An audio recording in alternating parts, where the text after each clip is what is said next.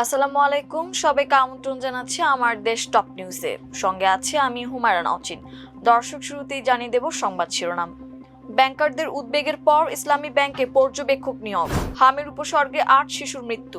পুলিশের জন্য 182 কোটি টাকায় গাড়ি কেনার সিদ্ধান্ত। 30 বছর পর কবর থেকে তোলা হবে সালমান শাহর লাশ। $1/2 ট্রিলিয়ন মাইল ফলক ছাড়ালো বাংলাদেশের অর্থনীতি। দর্শক, শুনছিলেন সংবাদ শিরোনাম, এবারে বিস্তারিত। ইসলামী ব্যাংকের চলমান অস্থিরতার কারণে একজন পর্যবেক্ষক নিয়োগ দিয়েছে বাংলাদেশ ব্যাংক। ব্যাংকটির কার্যক্রম নিবিড়ভাবে তদারকি, ব্যাংকের স্বার্থ সংরক্ষণ, আমানতকারীদের স্বার্থ রক্ষা এবং বৃহত্তর জনস্বার্থ নিশ্চিত করতে এ পদক্ষেপ নেওয়া হয়েছে বলে জানিয়েছে কেন্দ্রীয় ব্যাংক। বুধবার বাংলাদেশ ব্যাংকের সহকারী মুখপাত্র শাহরিয়া সিদ্দিকী এক বিজ্ঞপ্তিতে এ তথ্য নিশ্চিত করেছেন। বিজ্ঞপ্তিতে বলা হয়, ব্যাংক কোম্পানি আইন অনুসারে বাংলাদেশ ব্যাংকের নির্বাহী পরিচালক মোহাম্মদ আশরাফুল আলমকে ইসলামী ব্যাংকের পর্যবেক্ষক হিসেবে নিয়োগ দেওয়া হয়েছে।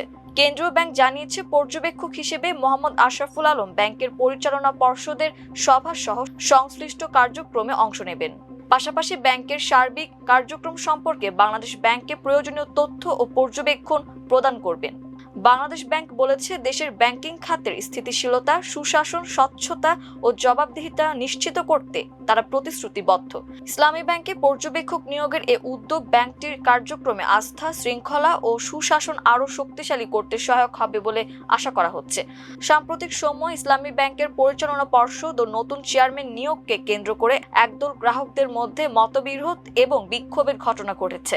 টানা বিক্ষোভ কর্মসূচির কারণে আতঙ্কে ব্যাংকটি থেকে আমানত তোলা শুরু করেছেন গ্রাহকরা। জানা গেছে, গত 1 থেকে 7 জুন পর্যন্ত আমানতকারীরা ব্যাংক থেকে 4,240 কোটি টাকা তুলে নিয়েছে, যার কারণে ব্যাংকটি বাংলাদেশ ব্যাংকে নগদ জমা বা সিআরআর রাখতে ব্যর্থ হয়েছে। এজন্য কেন্দ্রীয় ব্যাংক থেকে 10,000 কোটি টাকা ধার চাওয়া হয়েছে। হামের উপসর্গ নিয়ে দেশে আরো 8 শিশুর মৃত্যু হয়েছে। এদের মধ্যে 6টি শিশুই ঢাকা বিভাগের। এ নিয়ে 88 দিনে দেশে হাম ও হামের উপসর্গ নিয়ে মৃতের সংখ্যা 639 জনে দাঁড়িয়েছে। এর মধ্যে হামের উপসর্গ নিয়ে 547 ও নিশ্চিত হামে 92 শিশুর মৃত্যু হয়েছে। আজ বুধবার স্বাস্থ্য অধিদপ্তরের সর্বশেষ প্রতিবেদন থেকে এসব তথ্য জানা গেছে। গত 24 ঘন্টায় হামের উপসর্গ নিয়ে যে 8 শিশুর মৃত্যু হয়েছে, তাদের মধ্যে 6 শিশুই ঢাকা বিভাগের। এছাড়া সিলেট ও বরিশাল বিভাগের একটি করে শিশু রয়েছে।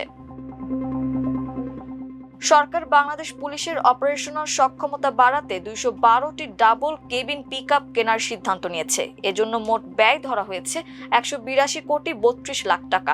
বুধবার সচিবালয়ে অর্থমন্ত্রী আমির খসরু মাহমুদ চৌধুরীর সভাপতিত্বে অনুষ্ঠিত সরকারি ক্রয় সংক্রান্ত মন্ত্রিসভা কমিটির বৈঠকে এ সংক্রান্ত প্রস্তাব অনুমোদন দেওয়া হয়।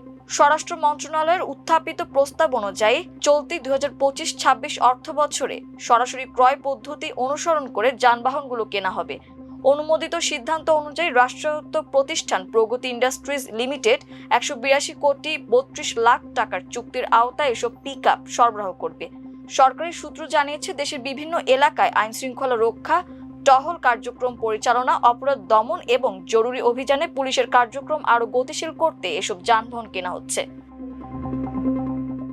বাংলাদেশের জনপ্রিয় চিত্রনায়ক সালমান শাহর মৃত্যুর রহস্য উদ্ঘাটনের লক্ষ্যে তার লাশ কবর থেকে উত্তোলনের অনুমতি দিয়েছেন আদালত।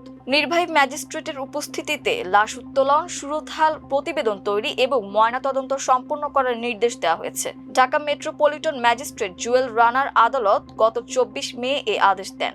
মামলার তদন্তকারী কর্মকর্তার আবেদনের পরিপ্রেক্ষিতে এই সিদ্ধান্ত আসে বলে জানা গেছে। এর আগে চলতি বছরের 20 মে সিআইডির পরিদর্শক জিয়াউল মোর্শেদ আদালতে আবেদন করেন। তিনি আবেদনপত্রে উল্লেখ করেন, হত্যার প্রকৃত কারণ উদ্ঘাটনের স্বার্থে সালমান শাহর লাশ পুনরায় পরীক্ষা করা প্রয়োজন।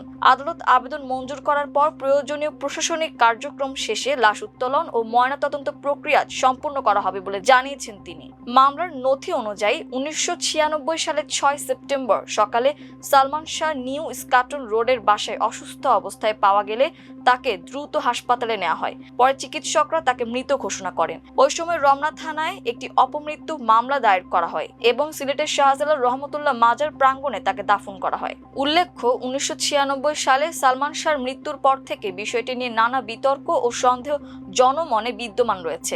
আদালতের নির্দেশে মামলাটি আবারও আলোচনায় এসেছে এবং চলচ্চিত্র অঙ্গনে নতুন করে চাঞ্চল্যের সৃষ্টি হয়েছে। বাংলাদেশ পরিসংখ্যান ব্যুরো প্রকাশিত সাময়িক হিসাব মতে দেশের মানুষের মাথাপিছু আয় বেড়ে দাঁড়িয়েছে 3,68,873 টাকা, যা আগের অর্থ বছরে 3,34,511 টাকা থেকে 34,362 টাকা বেশি। 2025-26 অর্থ বছরে চলতি মূল্যে বাংলাদেশের মোট দেশজ উৎপাদন বা জিডিপির আকার দাঁড়িয়েছে 61,20,209 কোটি টাকা, যা মার্কিন ডলারে প্রায় 501 বিলিয়ন বা অর্ধ ট্রিলিয়ন ডলার। এর আগের 2024-25 অর্থ বছরে জিডিপির আকার ছিল 55,15,026 কোটি টাকা। বুধবার বাংলাদেশ পরিসংখ্যান ব্যুরো প্রকাশিত সাময়িক প্রতিবেদনে এ তথ্য জানানো হয়েছে। বিবিএস এর তথ্য মতে 2025-26 অর্থ বছরে দেশের জিডিপি প্রবৃদ্ধি সাময়িকভাবে 4.14% উন্নীত হয়েছে, যা আগের অর্থ বছরে 3.49% তুলনায় কিছুটা বেশি। তবে প্রবৃদ্ধির এই ইতিবাচক হারের বিপরীতে বিনিয়োগ ও সঞ্চয়ের ক্ষেত্রে লক্ষ্য করা গেছে নিম্নমুখী প্রবণতা। খাতভিত্তিক প্রবৃদ্ধিতে দেখা যায় কৃষি খাতে ইতিবাচক ধারা অব্যাহত রয়েছে। 2025-26 অর্থ বছরে এ খাতে প্রবৃদ্ধি দাঁড়িয়েছে 2.78%, যা আগের বছরের 2.42%-এর তুলনায় 0.36% বেশি। অন্যদিকে শিল্প খাতে প্রবৃদ্ধির গতি মন্থর হয়েছে।